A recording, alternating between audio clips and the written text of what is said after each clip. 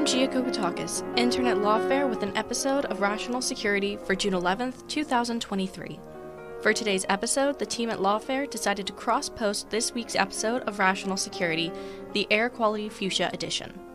This week, Alan Rosenstein, Quinta and Scott R. Anderson talked through the week's national security news stories, including the destruction of the Kakhovka Dam in Ukraine, updates on Special Counsel Jack Smith's investigation into former President Trump, and the new landscape of the race for the Republican presidential nomination. This is Rational Security. So Scott and Quinta, I am sorry that the end times appear to have come to DC. How are you holding up? Yes, the air quality here is a whopping, 184 on the AQI, which is a very unpleasant looking sort of purplish red on Apple weather. When your sky is fuchsia, do not walk outside. Well, so it's actually, so out of my window, at least in Northwest DC, it looks fine. It's just like kind of hazy. Overcast, kind of. Yeah, I wouldn't think anything about it if I didn't know that something was wrong and if it didn't smell kind of weird. But some of the pictures that you see out of New York and Baltimore are quite apocalyptic. They say in New York City today or yesterday that being outside all day and just breathing there would be like smoking 6 cigarettes. And I was like, oh, that reminds me when I lived in New York City. And how I spend most of my days in my early 20s. Yeah, to be clear, I think like living in any urban area is like smoking 1 cigarette a day. It's none of this is ideal. I am reminded during any air quality scare of my favorite story of all time, which was the summer after, I think it was the summer after 9/11 or maybe the year after, which was when I was in high school. I was doing my mom a solid and driving her and a bunch of random friends and friends of her and my dad to like an event across town. And we were driving around, we're just talking about the news. And it must have been a few years later because I remember I was working at the State Department. So I was working in foreign policy related things. And one of her friends who was in the front seat while I drove was like, this is so crazy. This terrorism stuff is so bad. I'm like, yeah, it is bad. You're right. I'm not pro. Thanks for coming to my TED Talk. And this red alert is crazy. And I'm like, red alert? I didn't realize we're on red alert. Yeah, it's just like I heard in the news today, we're on red alert. It says they're targeting young children, the elderly, and people with asthma. And I'm like, how do they even know who has asthma? I was like, Bin Laden's dastardly plan. That's so dastardly Osama bin Laden. 2 steps ahead. So good. Slowest motion terrorist attack of all time. That's eco-terrorism, folks.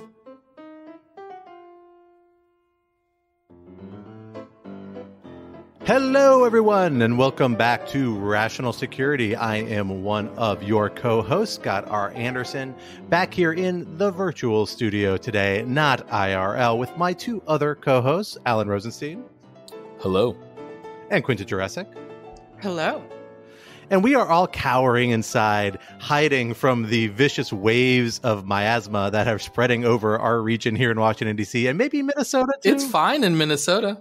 It's fine. You're so much closer to Canada. What are those Canadians doing? This whole Coriolis effect's really screwing over the coastal areas. It's weird about the air currents. We do often actually, usually once or twice a year, get the Canadian wildfire smoke, but for some reason this one has diverted around us. So we're okay for the moment. Well, I'm sure your day will come. But I'm excited to Thanks, be able to, I mean, not in a too ominous a way, but let's be honest, it's coming for all of us one day, going back to that mortality strain that's got to run underneath this whole podcast. But besides that, let us turn to the news, because despite the air quality, despite us cowering inside, it has been a week in national security news, to say the least. Lots and lots of very big stories.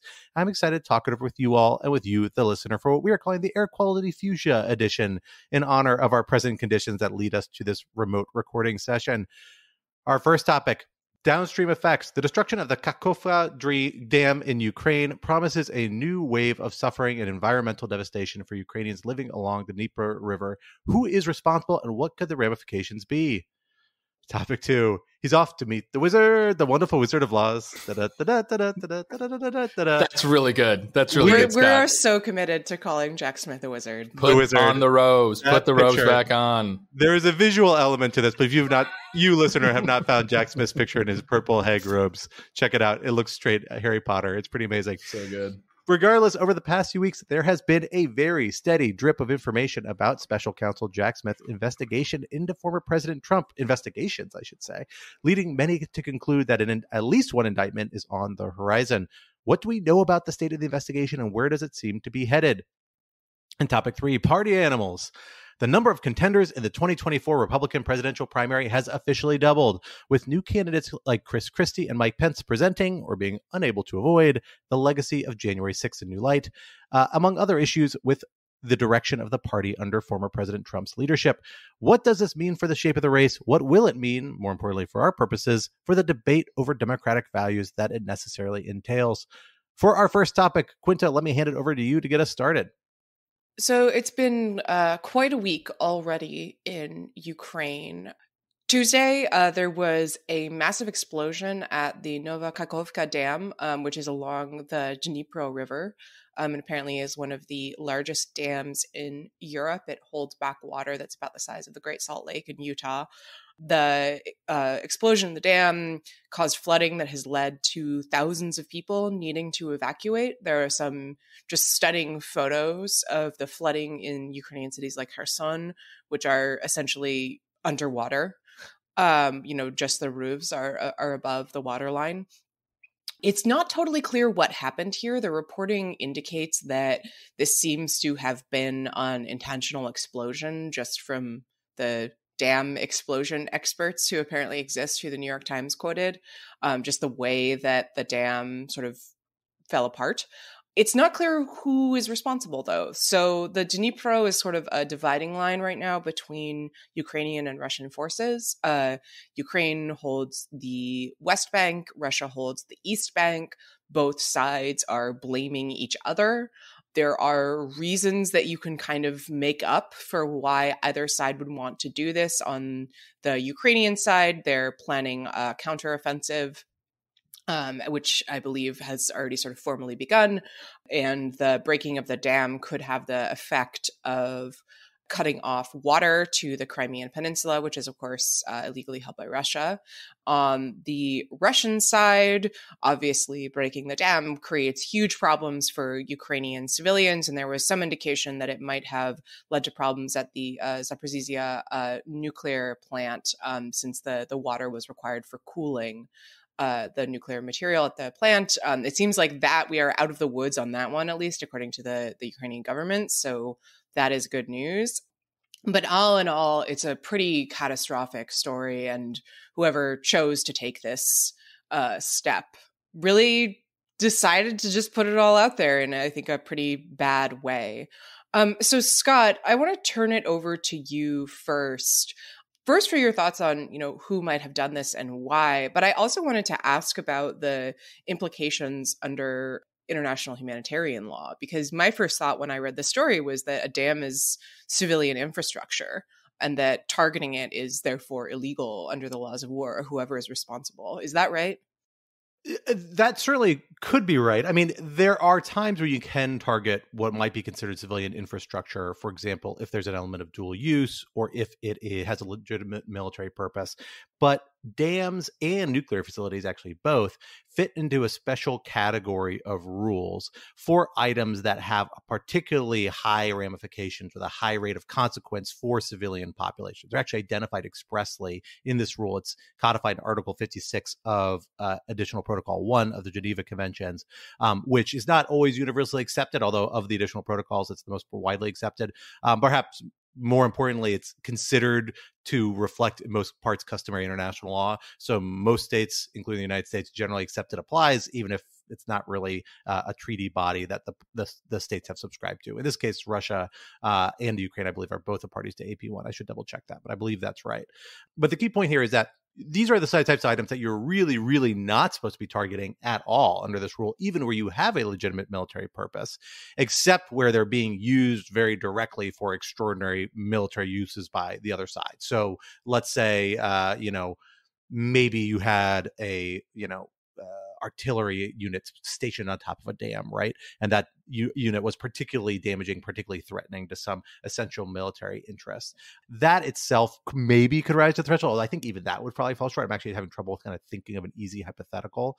Maybe if they're using a nuclear power plant to generate a nuclear weapon, and you felt, oh, we need to take out this nuclear weapon, right? Maybe that's the sort of scenario we're talking about. But it's supposed to be an extreme condition where you're even allowed to target these sorts of entities. So targeting them is very clearly a sort of violation.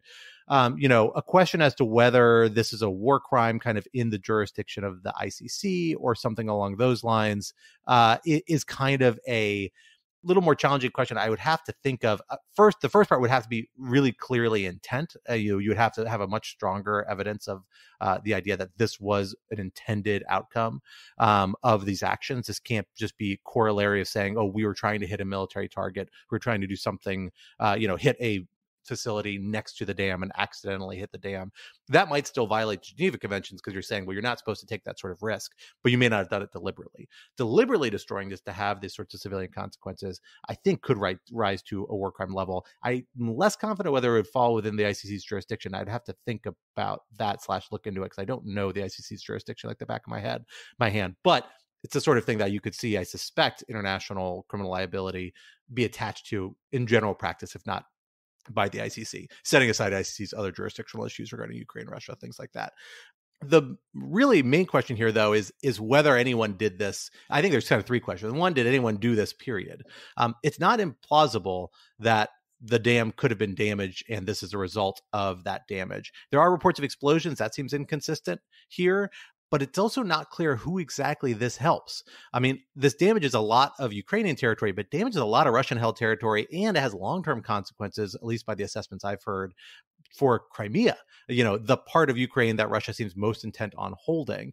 And in particular, one of the things that's most imminently damaged by this are all these fortifications that Russia has built into its side of Dnipro River to prepare for eventual Ukrainian onslaught. So there are reports that conflicting reports. Some people said, oh, Ukrainians did this because they want to make it easier to launch a naval assault on the Russian side of the river. The Ukrainians said, no, the Russians did this because they want to make it harder, because it actually makes it harder to do a maritime landing here because where we would land is so chaotic and flooded and full of obstacles. It makes it much more difficult. The truth is, I don't think it's really clear whose strategic interest this serves at this point. So you really have to ask, what is the mission behind this? Maybe if Russia were like ready to ditch this whole slice of Ukraine and less concerned about the somewhat slightly more remote consequences for Crimea, just willing to eat those, that's the one way it could play into their strategic interest. But otherwise, it looks like there might have been an element of miscalculation, maybe miscommunication, or just error. There were military strikes in this area before, artillery close to the dam, and dams surprisingly are like kind of high maintenance institutions. You need constant surveillance of their conditioning, constant repair, constant updating, particularly when they're older. Like this one dates from 1955 or 56, as I recall. This came up in the context of the ISIS conflict in 2014, 2015 with Mosul Dam. And the concern was that perhaps ISIS might go ahead and, destroy the dam. But a big concern also is that the Mosul Dam was in bad shape and needed constant maintenance and repair. And that was very hard to do when it was in ISIS control. And so it could lead to the destruction of the dam there, just if it was neglected. Something like that might have happened here too. I don't think we really know. We do need to wait for intelligence agencies and other investigators to kind of reach some more informed conclusions before we jump to any conclusion about who's responsible. So that's a really helpful analysis of the situation, Scott. I mean, on the question of responsibility, I think our strong prior should be that this was Russia for a number of reasons. I think two in particular. One, I think, is that Russia has shown a real callous disregard for human life and civilian infrastructure and the laws of war and all of that stuff. I think, much more so than Ukraine. And so this is, more of a piece of that. And second, although, all your points I think are valid with respect to this doesn't necessarily help the Russians that much because it makes their lives harder. It clearly hurts the Ukrainians more than it hurts anyone else, right? Because at the end of the day, Ukraine is not just trying to win several battles or even win this war. It's trying to, in the long term, have a functioning country with good infrastructure. And this is just a disaster, right? It's a disaster immediately. It's, if the Ukrainians did this, it would be just an incredible betrayal of its own population, of the hundreds of thousands who are displaced. It would be an incredible self-crippling of its agricultural productivity because a lot of this flooded land is right in the heartland of where Ukraine does the most agriculture. Ukraine is often called the breadbasket of Europe. It's, probably the most important Ukrainian export, and to sort of mess with that is sort of almost inconceivable. So for all these reasons, if this is intentional, it's much more likely to be Russia than Ukraine. On the other hand, there is some very awkward timing with respect to other reporting that we're discovering, or other reporting that's coming out about Ukraine's willingness to attack infrastructure in this war. Just on Tuesday, the Washington Post, friend of the pod, Shane Harris, co-wrote a piece reporting that there's increasing intelligence that the sabotage attack on the Nord Stream pipeline that was carried out, I think it was carried out sometime last year, and there was a lot of suspicion that it was Russia, was actually probably Ukrainian special forces reporting directly to the head of Ukrainian armed forces, cutting Zelensky out of the loop so he could have plausible deniability. I mean, really damning reporting. A lot of this actually is coming out of the crazy Discord leak story that we covered a few weeks ago. Now, whatever you think about the appropriateness of the Nord Stream attack, and I think that's probably a very bad idea. It's not great for this to come out right now because at the very least it gives the Russians a talking point. And as much as I think we are all on Team Ukraine, it is important to hold the Ukrainians to account as well when they sort of act in ways that are sort of really problematic. And so it's not great timing for this reporting to come out, given that it'd be much more convenient if we could all just focus 100% on Russia right now. There's also, I think it's worth mentioning, in addition to the Nord Stream, there's the apparent assassination of Dasha Dugina, the daughter of the Russian sort of weirdo propagandist Alexander Dugin, who is actually, despite his outsized presence in Western press because he's crazy and he gives good quotes. Rasputin 2.0. Well, right, but like Rasputin actually had influence, whereas Dugin is just like a weird guy kind of saying weird stuff. But in any event, so I guess what I'm saying is if you're going to do a war crime, pick a better target, ? But Dugina, she was a civilian. She appears to have been targeted by the Ukrainians. You shouldn't do that. There's also the recent assassination of a Russian pro-Putin sort of military blogger, Vladlen Tatarsky, who was assassinated with an explosion in a statuette of himself that was handed to him that contained a bomb. Yes. So that, I think, has also been traced. Don't order self-statuettes. It's actually kind of a sad story because I think that there was a Russian woman who handed it to him who has said that she thought that it contained like a listening device or something like that and didn't realize that it was about, yeah, exactly. And didn't realize that she was signing up for decades in prison. So anyway, those are both examples of actions that, I don't know, Scott, you can tell me if I'm wrong, seem to go pretty far beyond the pale in terms of the laws of war. And certainly I was going to say I don't want to do a both sides, except that is kind of what we're doing. But in terms, right, if you divide the jus ad bellum and the jus in bello questions, right, and say that we're focusing just on the jus in bello, these actions that are apparently by Ukraine and maybe by Ukraine in the case of the dam, although we don't know, I agree, raise questions. Is that fair, Scott? They do. There are arguments you can make about at least about Alexander Dugin, if he was the actual target versus his daughter, which I don't think we know which one was actually the target. And I don't know about the blogger case, but I've heard people make argument that you can make arguments because of the relationship between some of these actors and the Russian state that you could make an argument they're legitimate military targets.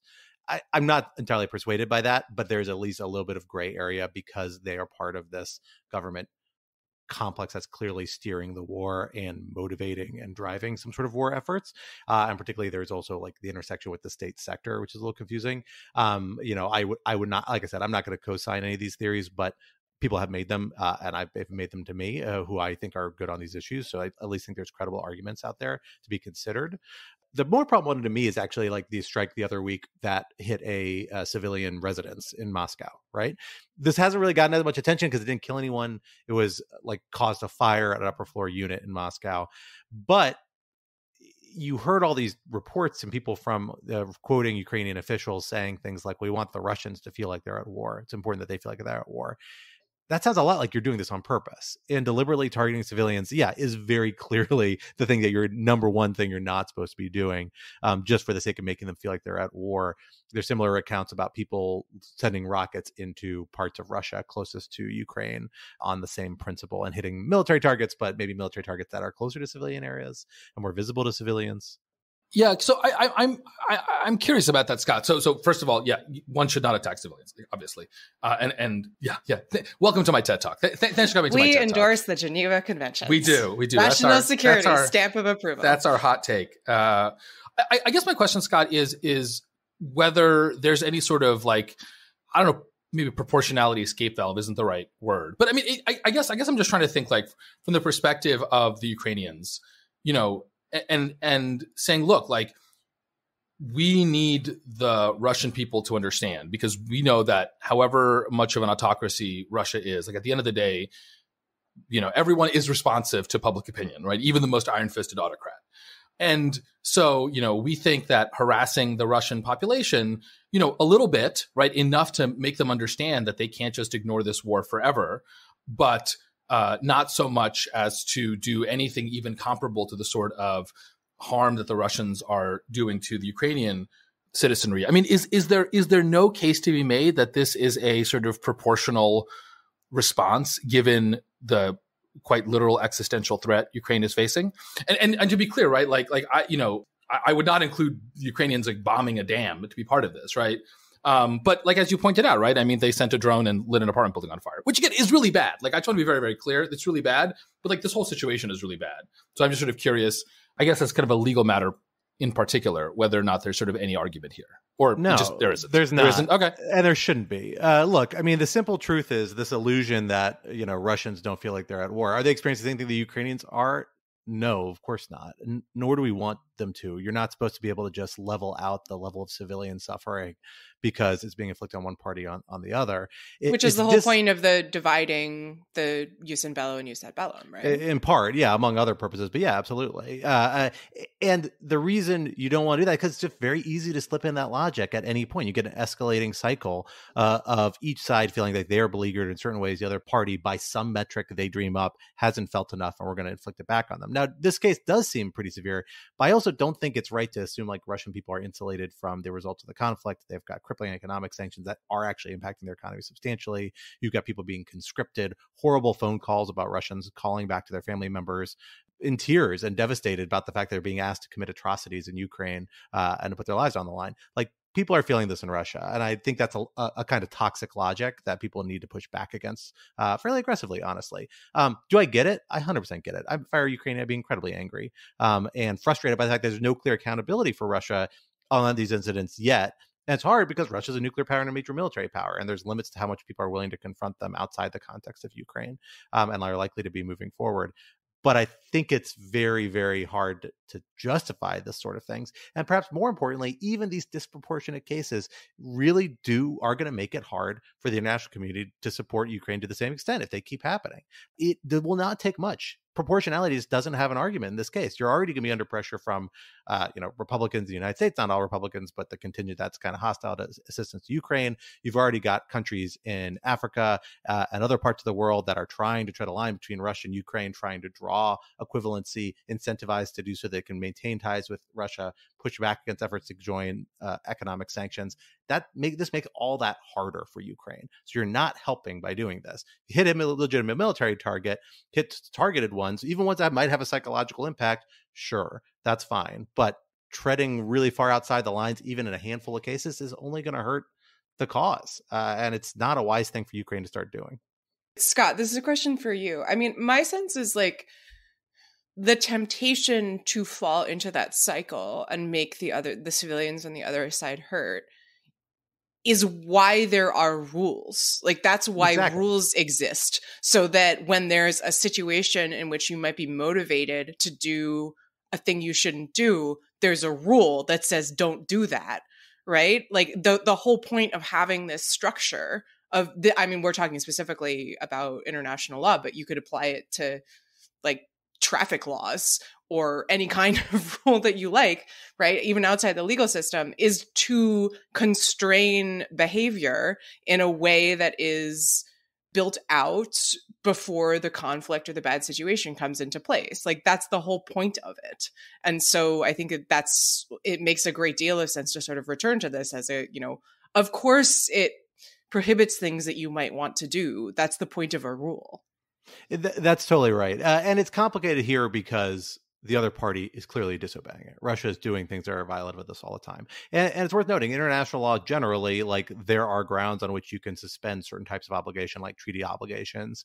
If another party is in violation of their treaty obligations, you can, suspend that treaty. There are cases where you might be able to pursue countermeasures to encourage them to come back into alignment with their international legal obligations. That's not the way the law of armed conflict is thought of operating. It is not, you're not only obligated to protect your enemy's civilians to the extent that they protect yours, very deliberately, so that you avoid that sort of moral creep. These laws were written by a generation that lived through the worst conflict in human history, at least arguably, and they decided, despite having lived and made very hard decisions about real military necessity, these rules were worth it. And I think that's a pretty compelling testimony to the importance of these rules, even in dire situations, and should make people very hesitant to begin to walk back from them.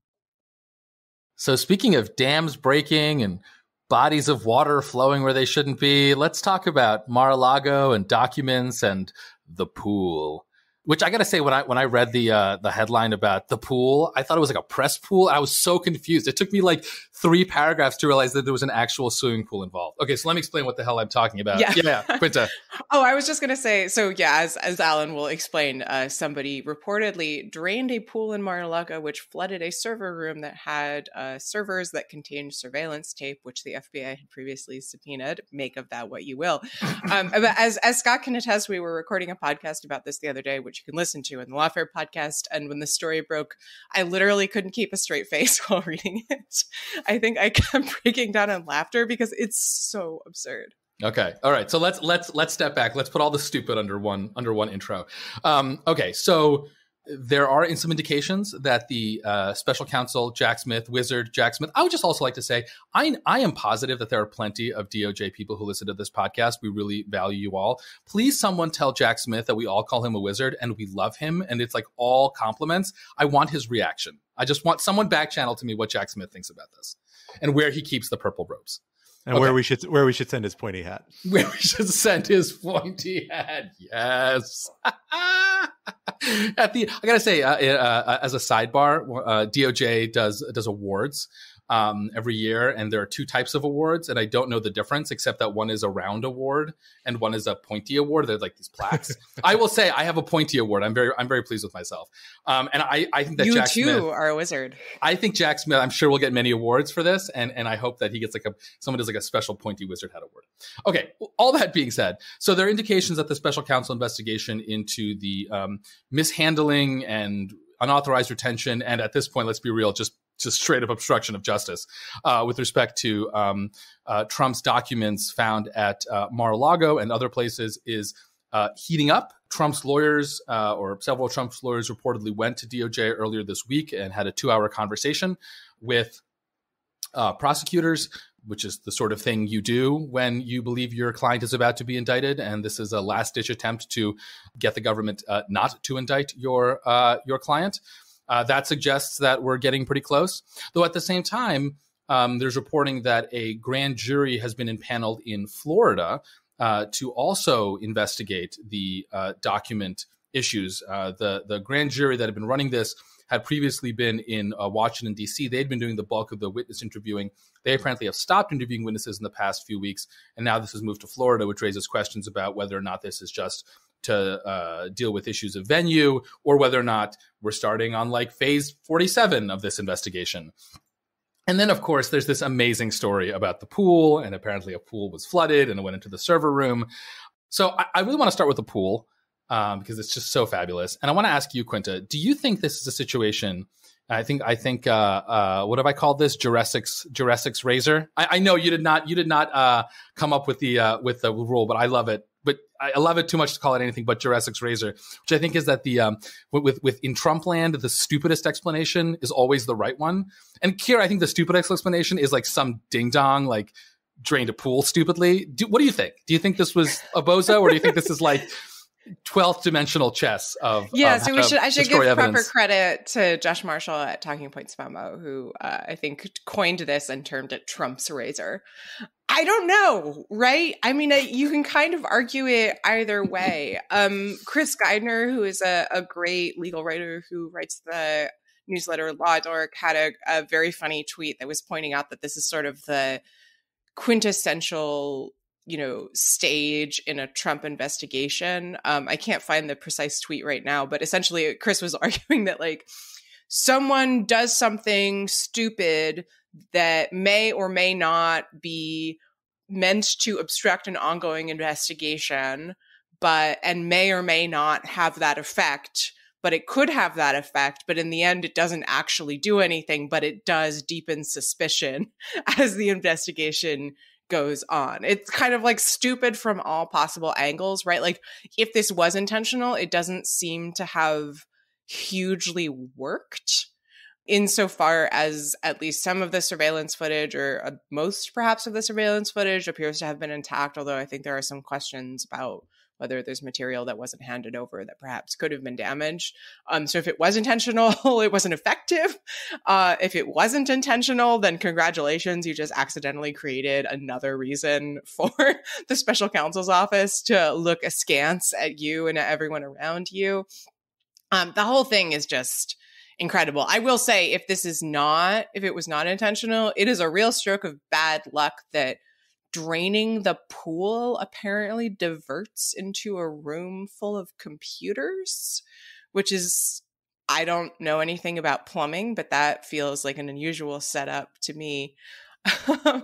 All of which is to say, another law of Trump is that it can always get stupider, right? And I feel like that's really been borne out here. So the pool part is the most entertaining side of the story. The pool party. Let's call it the pool party. The pool party. One might call it Watergate. Watergate. There you go.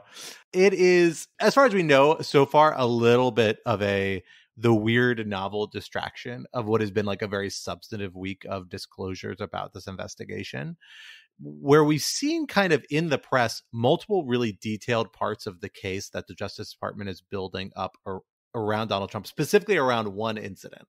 Basically the idea that when Donald Trump and the people who work for him at Mar-a-Lago invited Jay Bratt, the DOJ official, to come to Mar-a-Lago. This is before the search in August. This is in like late May or June. I can't remember the exact date. The day before Bratt arrived, Mark Corcoran, the lawyer for Donald Trump, came and did a search of this storage locker where these boxes were, said, here are the documents I found, gave them back to Bratt the next day, and then let Bratt look at this locker. And what we're hearing now is that they've collected evidence that the boxes were moved into that locker just an hour or two before Corcoran actually got to search it. That Corcoran was not allowed very broad access to Mar-a-Lago or to decide where he was allowed to search for documents, was in fact severely limited in doing so by Boris Epstein, interlocutor for former President Trump, whose interference led another member of the legal team to resign in the last few weeks over alleged conflicts with him. That they may have testimony from at least one Mar-a-Lago employee who helped Walt Nauta, who is the former White House valet for former President Trump, now out of aid of him, actually move these boxes into this closet like an hour or two before Bratt showed up there, and may or may not, depending on the state of this pool leak, have security camera footage revealing who moved things in and out of this closet at the time. And then you have this very cagily worded assertion to the Justice Department that came out of this meeting saying, we've searched all the files that came from Washington, D.C. to Mar-a-Lago. These are the only classified documents we found. Signed, not written by Corcoran, but not signed by him. Curious as to why. I suspect because he wasn't comfortable signing it, despite having been the person who conducted the search of that closet. Instead handed to Christina Bobb, who signed them as custodian for Trump's records, kind of on his behalf, but not really as custodian, whatever the heck that means, right? That was then proven to be false later in August when the FBI marched in with a search warrant and found lots and lots of more classified documents, right? That's a pretty damning detailed narrative about the case the Justice Department has brought. I think it strongly suggests that they have a case, they've laid it out, and they've shared it with someone, and probably in advance of prosecution. Now, maybe this is all coming from like grand jury members. Maybe you got a really chatty grand jury member who's not supposed to be talking about this stuff who is, but that seems unlikely. It'd be very unlikely for this volume of material certainly to come from the FBI or the Justice Department, because that would be a leak that would be easy for them to squelch, and they'd be putting their career in very serious jeopardy by doing something. This stuff almost always comes from defense teams. And so if the defense team is aware of this, this means that probably the Justice Department has approached Trump legal team or whoever else might be in legal jeopardy on this, but Trump seems to be the locus of it, and said, here's the case we have. Do we need to talk about maybe a plea? Or so you at least know, here's what we're intending to bring to the grand jury. And it's not unusual to do these sorts of presentments and conversations with them because you know the case you're going to bring to the grand jury. And it gives them a chance to make counter arguments that maybe will save you the time, or maybe it brings them to a plea faster. In a politically sensitive case like this, you probably want to check all the boxes and give, every procedural benefit of a doubt to the other side. So that's why people think this is a sign that this has happened. And the meeting with Merrick Garland and Trump's lawyers that happened earlier this week seems to be the icing on the cake on that, because the one thing that if the special counsel is intent on bringing charges that can stop him is the attorney general. Although the attorney general has a very deferential standard of review that he's supposed to apply to, so it seems very unlikely Merrick Garland would, but it's kind of your last Hail Mary pass to head this off at the pass. So this is why a lot of people think, I think correctly, that this means there's probably an indictment coming down the pike around this issue, particularly like this kind of obstruction, retention of documents. We also have this issue of a tape with Donald Trump. I don't want to go too far afield. There's also other threads of investigation that are worth talking about. But at least around this is the sort of stuff that for people to get into the public field after a pretty quiet couple months of this investigation, seems clearly they're talking to defense attorneys about this stuff. That sound right to you, Quinta? Yeah, I think that's right. I know Ellen has another question, but I just want to jump in first. So I do think that, as you say, generally it is the rule of thumb is that quotes, anonymous quotes in the news and stories are sourced to defendants or counsel of defendants. And I'll recommend a great piece that Ben Wittes wrote during the midst of the Mueller investigation you can read on Lawfare, that's called How to Read a News Story About an Investigation's 8 Tips on Who is Saying What. Such an invaluable piece. It's so good. Myself reading that over and over again. It's an incredible resource. And I think a really important point here is just that there are a lot of witnesses here. Like, there are a lot of people who the special counsel's office has spoken to, like random Mar-a-Lago workers who saw Walt Nauta reportedly move the boxes, right? And therefore, there are a lot of defense lawyers who might be interested in talking to the press. And so I do think that that's sort of important to keep in mind when we're thinking about where these stories are coming from. So I have not actually read that piece that you referenced that Ben wrote, but I will read it toot sweet, and I will also put it in our show notes so that our listeners can read it too. Okay, so let's say, I mean, obviously we don't know, right? But let's say that Trump is about to be indicted and is ultimately indicted for mishandling of documents and I would guess also obstruction or lying or something like that. What happens next? I mean, of course, Trump is already under indictment, right? This is kind of amazing. Just that this is the new normal. He has been indicted by the Manhattan DA for falsification of business records and maybe tax fraud. It's a little unclear there. That investigation or that indictment is ongoing. It appears to have had no effect at all so far on the race. And obviously we'll talk about the broader GOP race dynamics in the next segment. Is there any reason to think that a federal indictment would have a bigger effect, either because it's federal and not state, and also because, I think there's some well-founded, if not skepticism, then a recognition among even those who support the Manhattan DA's actions that this is not like of Trump's legal issues like the biggest deal, and that the document retention issue is more serious and a little more straightforward, even if at least I think that it's still not the most important thing he did, and that really until we get some accountability for January 6th itself, there's a real rule of law problem. But all that being said, let me throw it out to you, Quinta or Scott. If tomorrow Jack Smith indicts Donald Trump, does anything change? Scott and I are both like sugar emoji. Yes and no, right? I do. So I will say, I do think that, yes, it is true that the document retention issues on the surface are less like democracy focused than January 6th. And that unless and until there is some legal accountability for Trump for January 6th from the special counsel's office, this is all going to have a bit of a vibe of the Al Capone on tax evasion stuff. On the other hand, Al Capone really was invading taxes. And I believe that the tax evasion was in service of like money laundering that was connected to the criminal gang that he was running.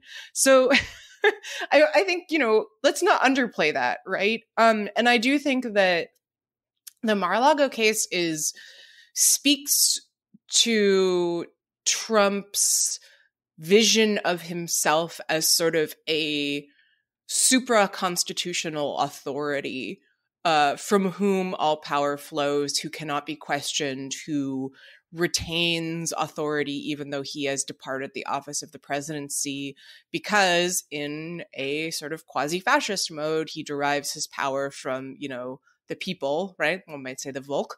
It's almost as if Trump is trying to eliminate the distinction between the two bodies of the president and the person, one might say. So that is a very dangerous place to be, right? And I think you see that in how he talks about, like, he said that these were my documents, they belong to me, I can take them, right? Sort of not accepting the legitimacy of the investigation and the authority of the Bureau and now the Special Counsel to investigate them. Yeah, I think you see that also in the sort of tacit encouragement, or tacit and not so tacit encouragement of violence against the Bureau for investigating him on this, which we saw in the early days of the Mar-a-Lago investigation. If you remember, there were a bunch of threats to FBI offices and at least one foiled attack immediately after the search was conducted. And that is all a really dangerous place to be. And so I do think that having some kind of, criminal process for taking those documents is a rule of law matter, insofar as it lays down the line that, like, you are not a sort of authority who derives his power from some kind of parallel, some kind of structure of public approval that is parallel and outside of constitutional strictures. And that does matter.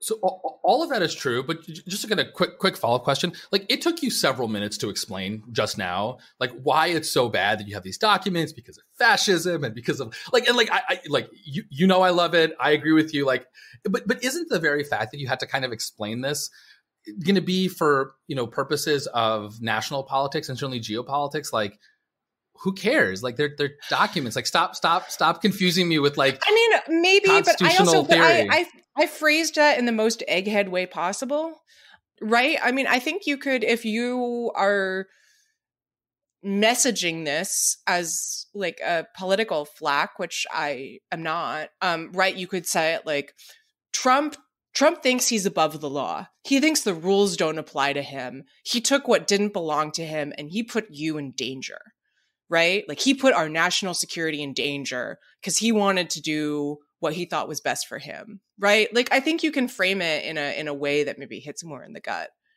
Yeah, I think that's exactly right. I mean, the danger of the story isn't because it's in federal court versus state court. It's because it's just clear, simple, and is embedded in a very different set of priors for Republican politicians, right? Which is that who are usually pro-national security and concerned about leaks and don't like leaks and aren't friendly to leaks in the media. And that makes this a very easy case to say. Donald Trump took classified documents that put American spies and service members at risk. He put them out in the open where those documents could be made available to our enemies. When the FBI asked for them back, he lied about them and he kept them. That's a really easy story to say, and it feeds into a bunch of priors. And you saw it in how people reacted after the raid. Like, a lot of Republican politicians that normally feel obligated to back Trump on a variety of issues came out and were like, well, I don't know what's happening here, but as alleged, this is kind of a problem. We don't like the, jackbooted raiders by the FBI in Mar-a-Lago, but probably shouldn't be holding on these classified documents. And you only hear the deepest echo chambers echoing these crazier ideas that, oh, Trump is allowed to take these things. Of course, it's going to come out. Those are kind of the unreachable quadrants that you can't judge the effectiveness of a political salience of a particular development on the basis of. I think this is the sort of thing that makes him really vulnerable politically once these facts, as alleged, really come out fully out in the open, are fully alleged, or particularly if a jury finds them credible. It's different from January 6th. January 6th can never shake itself of all the political baggage that comes with it, and the fact that so many Republican politicians and voters have already signed on to a vision of January 6th where it's okay. And that's incredibly frustrating for people. Doesn't mean you don't pursue accountability, but it's never going to be a clean political narrative that's going to make a difference in the political cycle. This is. And that's going to be a big problem for Donald Trump, I think. Yeah, and it's also, just to put something I should have mentioned earlier and to put a finer point on what Scott was saying, all of this happened after Trump left office. I mean, he took the documents while he was still in office, but the holding onto them, refusing to give them back, right? That is a post-presidency issue. And I think that A, makes it cleaner to prosecute, frankly, because you don't run into the same questions about the scope of executive power under Article 2. And it means that there's not, like, you see Bill Barr was out there on TV the other day, and this is something that he said. He says it like on TV repeatedly, and every time people are like, oh my God, Bill Barr. But he was out there saying, you know, Trump's actions were unacceptable, and this is obviously, you know, something that he should be held accountable for, and blah, blah, blah. And so I do think that the fact that you can kind of draw a dividing line between during presidency and post-presidency makes it not only legally kind of easier to prosecute, but makes it like psychologically easier for Trump's supporters somehow to say like, that I'm going to draw a line. Like, I'm not responsible for that. My hands are clean. Like, it's easier for me to condemn him. Well, speaking of flooding pools, the candidate pool for the 2024 presidential race, on the Republican side at least, has overfloweth, because in the last week or two, we have seen the number of potential candidates for the Republican nomination to the presidency really double, I think. I haven't actually sat down and done the count, but we have entries from a wealthy governor who is coming in ready to spend his fortune. We have entries by former vice president. There's, of course, Vice President Mike Pence, a person who comes with a lot of complicated political baggage into this race. A declaration by another former governor, Christie, who's come in fists blazing directly at former President Trump in his opening remarks, that kind of kicking off his candidacy. It's a really interesting turn, I think, both a sign of how the field is perceiving Donald Trump and Ron DeSantis, the two kind of still presumptive frontrunners, and also how we think the debates go, I think at least, how the debate's going to be shaped moving forward, particularly around this issue of the legacy of Donald Trump, what he means for the party and for broader aspects of American politics and American society. Alan, let me start with you on this. You know, what is your sense about what the entry of these additional candidates means for the state of the race and the way we think this contest is going to proceed, including, you know, who it's going to bring to the debate, what issues are going to be raised, and how it's going to center and swirl around Donald Trump, which seems kind of inevitable so long as he's a nominee, or as long as he's a candidate, excuse me. I mean, I think it's honestly very simple. Every person who gets in the race increases Trump's chances of being the Republican nominee. Like, it's just not that complicated. I think that at this point, there are enough people that it is subject to outside events. So let me asterisk that. I'll go back to that. But subject to certain outside events, just from a political dynamics perspective, Trump has like 100% chance of being the Republican nominee, 110% chance. I mean, it's just such an obvious replay of what happened in 2016 that it's tragic. Now, the asterisk of outside events, of course, refers to two things, right? One is Trump's legal challenges. Again, I am skeptical that they will actually dissuade the Republican base for voting for him. But you never know. They might. I mean, maybe something will finally break through after 8 years of Trump land, right? Maybe something will finally turn people off of Trump. I doubt it, but it's possible. The other outside event is, of course, stuff happens, right? Trump is an elderly man. Right. You know, there's a lot of focus on Joe Biden's age, rightly so, but Trump is not exactly a spring chicken. And although he has a certain energy that is, you know, impressive, he's not in great health, obviously. Right. You know, so something could happen at any moment. And of course, if either of those two things take Trump out of the race, then the people who have been in the Republican primary longest then have an advantage in fighting amongst themselves, right? Because if Trump were out of the race, then there really is a real open primary, right? And I really think open. I think DeSantis, for many reasons, has deeply underperformed so far. Let's not even talk about the Twitter Spaces debacle. But absent Trump, it's a real open race. Now, the problem, of course, is that you have a kind of classic coordination problem. It would be better for the Republican Party, certainly better for the nation, but also, I think, undoubtedly for the Republican Party. If they just picked one person, right? Picked Ron DeSantis, pick Nikki Haley, pick Tim Scott, right? Pick someone and have that person be the alternative to Donald Trump. The problem is that there's no way to enforce that coordination. So everyone defects. Everyone jumps in. There is. It's called the Republican primary. No. There isn't a way for the Republican Party to limit the entrance into the Republican primary, because the Republican Party, like frankly both parties, but especially the Republican Party, is incredibly institutionally weak. So they have no way to punish, right, the ninth Republican GOP candidate who comes in on the off chance that he might or she might win, or because it's good for their profile, or because they want to get a Fox News anchor job after this. And so you have a situation in which you're just having a repeat of 2016. I think it's all very simple. And the fact that it's insane should not detract us from recognizing that this is like very straightforward, very sad, and again, subject to outside events. Like I don't know, you want to make a bet, Scott? $10, no question. Trump is the nominee, and it's not even close. I think I will take that bet. You take that bet, and okay? I don't buy it. Quinta, you are the witness and the adjudicator for what not even close means. I absolutely would side with Alan on this. I mean, look, who knows, right? But DeSantis, it's giving Scott Walker Ronnie. energy, you know? No, seriously, like there was a Republican governor. Ron, exclamation mark. There was a Republican governor who everyone decided sort of collectively was going to be the party's like next big voice on the national stage. And he just flamed out. Like running for president is really hard. These guys are not ready for prime time in the way that you need to be. And I do think that is really crucial. And it's also part of it is that, you know, that the party has just boxed itself into this weird position where there are voices out there who are like Asa Hutchinson, for example, who are explicitly running on an anti-Trump platform. Right? Like, we do not need Trump again. Here are things that Trump has done that I do not like. Now, Hutchinson is pretty conservative.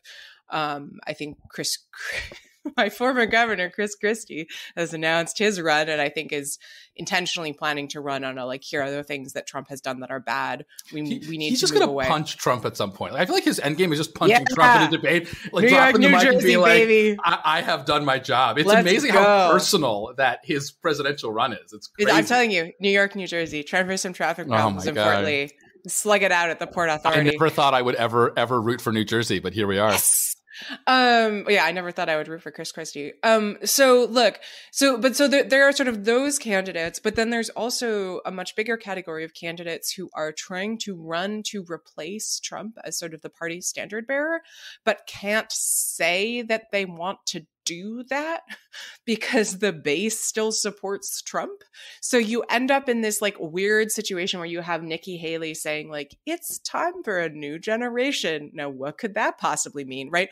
Haley can't run, or Kim Scott, for example, right? Like they can't run on, I'm more familiar with Haley, so I'll focus on that. She can't run on taking the Confederate flag down in South Carolina after the Mother Emanuel Church shooting, because she's trying to appeal to Republican base voters who might want to keep their Confederate flags up. And that's like the big thing that distinguishes her, right?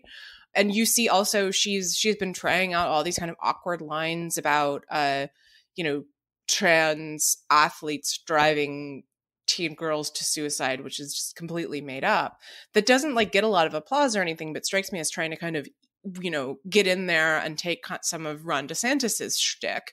DeSantis, meanwhile, is running in this sort of like hardcore, it's not even social conservative, but radical, quote unquote, anti-woke agenda that has appeal within the base of the party. Not clear to me at all that it has appeal outside the base. But again, he can't really say like, Donald Trump, you shouldn't vote for Donald Trump because he's been indicted in Manhattan. He's facing at least one, maybe three more indictments. And that's not good for him in the general because people support Trump. And so the party has just put itself in this bizarre position. So let me explain why you guys are wrong, flat out. First off, the general logic, which is a very compelling logic for as to why having too many candidates benefits Donald Trump, and it's a trauma from 2016 that we all are continuing to relive in our heads, relates to the primary structure, which is a predominantly winner-take-all, particularly in early primaries in the Republican system. That's changed a little bit 2016. I can't remember exactly the details how, but still basically a winner-take-all, certainly in the early states. Those elections don't happen until February. That's the first Republican primary, if I recall correctly, 2024. So we've got 9 months until that point. Up until then, I actually think it's very beneficial to have a lot of candidates bringing a variety of perspectives, and particularly a variety of perspectives that are challenging for Donald Trump and his agenda. If from the perspective of somebody who's worried about Donald Trump's values and his perspective on democracy, more so even than other Republican candidates, although I'm generally, not a super big, somebody's likely to vote for any Republican candidate, if I'm being honest. But in this case, you want candidates to have to field test their values. If you had asked people to get behind just one candidate early on, it would be Ron DeSantis. Ron DeSantis has shown himself to be a seriously flawed candidate as soon as he got road tested in a meaningful way. And that's going to happen as you get later to the primary, as you get close to the actual winner-take-all stage. So you actually need people out there testing themselves, testing different candidates, different narratives, and challenging Donald Trump from different perspectives, which we're really beginning to see with Chris Christie and, frankly, Nikki Haley beginning to ratchet it up a little bit, taking targets at aspects of Trump's record. Is it going to sound like some people may want from a perspective of like January 6th accountability? It's not. It's never going to sound like that, the Republican Party, right? Because the Republican Party's already very much bought in to a narrative saying what happened during the Trump years was more or less okay, more or less we liked it. Some mixture, some static around the January 6th stuff that makes it a little awkwarder for people, but no one's going to approach it. What you're going to see here is things like Chris Christie did in his, I think, opening kind of remarks and public event we heard in the last few days, where he says, look, it's a real problem when you have people lying to themselves and to you, and it hurts our party. It makes us less likely to win. It means they're corrupt. I mean, he really vocally, directly took on corruption by Trump and his family. And Trump having to answer questions about that on a debate stage is going to be meaningful. And I think there is a potential it still moves votes. I think people get way too embedded in early in with this idea that, this is all settled by our polling numbers this far out. To check this, I pulled out polling numbers from Republican primary in 2015. I actually did it for 2012 as well, or 2011, I should say. So like June 7th, which is the day we're recording this, 2015. Who do you think was the front runner in the Republican primary? Oh, it was Jeb, I think. Was it not Jeb? Who do you think? What do you think, Quinta? Yeah, I'll go with Jeb. I mean, look, polling that far out ahead is notoriously bad, right? Like if you look at the 2008 primary, right? It's like it's Rudy at that point in time. Yeah, exactly. So June 7th, at this point, we had Jeb Bush and Mike Huckabee tied at 12% in a Reuters Huckabee!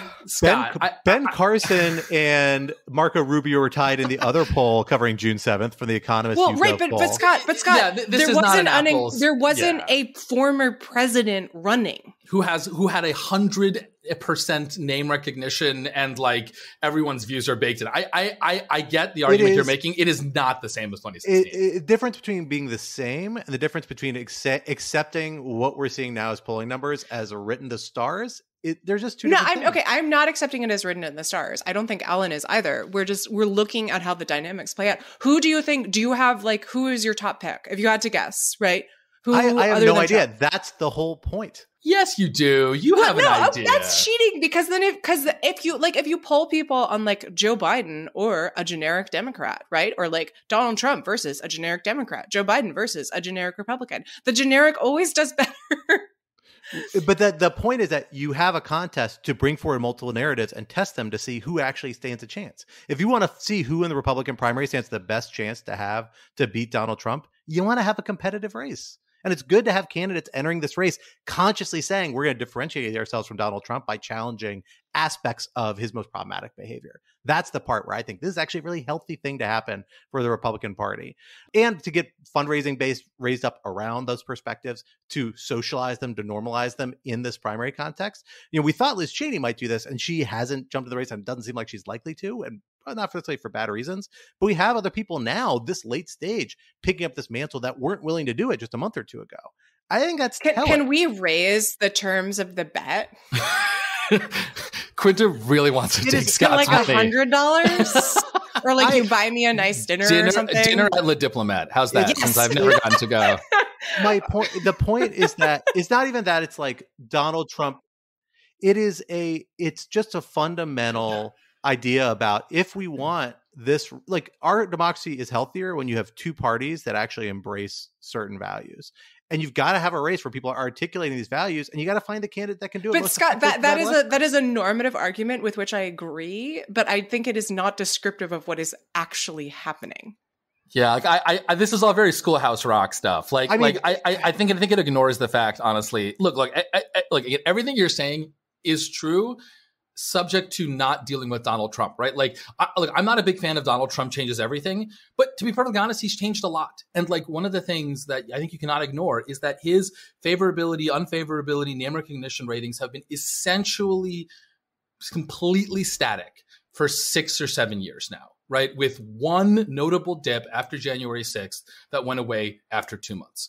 And so to me, what that tells me is that like Donald Trump just is a force that changes the fundamental rules of American politics, and that all of the sort of, you know, in a normal electorate, you'd have this person come out and have their 10 minutes, then this person come out and have their 10 minutes. Like that just doesn't apply here. And so the best chance to defeat Donald Trump, which again, I don't think that if we had all gotten behind Ron DeSantis, right, it would be particularly likely he'd defeat Donald Trump. Like I think Donald Trump was always going to be almost certainly the next nominee, but I just don't see a way in which having like, you know, this candidate, this candidate, this candidate, this candidate makes it more likely that someone will defeat Donald Trump. I will agree. I will agree with that. January 30th, 2024, before you have the primary election. You will agree at the dip when you are pouring me a glass of red wine that you have purchased for me. Before that, it is a nonsense argument that doesn't actually reflect the way these things have worked in the past. It's based upon a fictionalized vision of how Donald Trump's going to impact us that we've never dealt with because of unique circumstances. But the actual data points we have suggest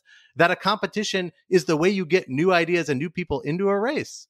The marketplace of ideas. And the bummer of an idea that we can't pre-select one like whatever candidate we think is the strongest to beat Donald Trump, and that's the way to do it. That's a farce.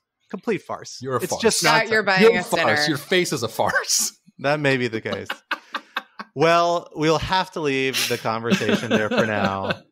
But tune in for what I think will be an interesting set of debates on the Republican side over the next few months to come. Is Trump going to go to those? Do we think Trump's going to go to the debates? That is a bigger question. That's an interesting question. I doubt it too. I don't think it's a sign of strength again. Because then you got a whole stage of people who can criticize Donald Trump and no one to respond. Yeah, so they're all talking about Donald person. Trump. So Donald Trump gets people talking about Donald Trump when he's not even on the stage. Guys, he's a genius. He's a wizard. Oh my God, he's another wizard. I'm telling you. Okay, we are sadly out of time for today, but we would not be Rational Security if we did not leave you with some object lessons for the week to come. Alan, what do you have to share with us for this week? So my object lesson is the author, Amor Towles, very well-known fiction author. He's written 3 books, and I am currently in the middle of the 3rd one that he's written and quite enjoying it. They're not connected. They're just 3 different books, but I thought I'd recommend them because they're such lovely fiction, beautifully written, wonderful characterization, just very entertaining too. So the 3 books he's written are Rules of Civility, which was in 2011, which is about sort of the end of the 30s in New York City and high society. Then he wrote, I think his most famous book so far, A Gentleman in Moscow, which is a book about a former Russian aristocrat who is basically put under house arrest in the last remaining fancy hotel in Moscow after the Bolshevik Revolution. It's amazing. It's like a 400-page book that entirely takes place in a hotel, and it's just wonderfully fascinating. I think they're turning it, I think Ewan McGregor is turning it into like a TV series at the end of the year, which should be really, really good. And then I'm currently reading his latest book, which published a few years ago, called The Lincoln Highway, set in the 1950s, about sort of a cross-country trip for 2 brothers. They're just really lovely books. And as someone who, when he reads fiction, likes to read, well-written, good plot, good character, like is not a good fan, not a huge fan of sort of high modernist fiction, or especially not postmodernist fiction, it's really nice to just read good stories. So highly recommended any of those books. I think I would start with The Gentleman in Moscow. It's probably the best of the 3, but they're all really excellent. Quinta, what do you have for us?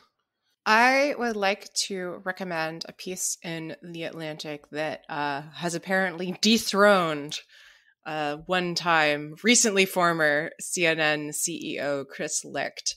This is a profile in The Atlantic by Tim Alberta of Chris Licht called Inside the Meltdown at CNN. And boy, does it deliver on that title. It's about 15,000 words and just goes in excruciating detail into how Licht has mishandled basically every aspect of his time at CNN over the last year or so, to an extent that after the fact, I think led to a lot of folks in media asking, why did Licht agree to give Alberta access to this? Like, did he realize what was happening here?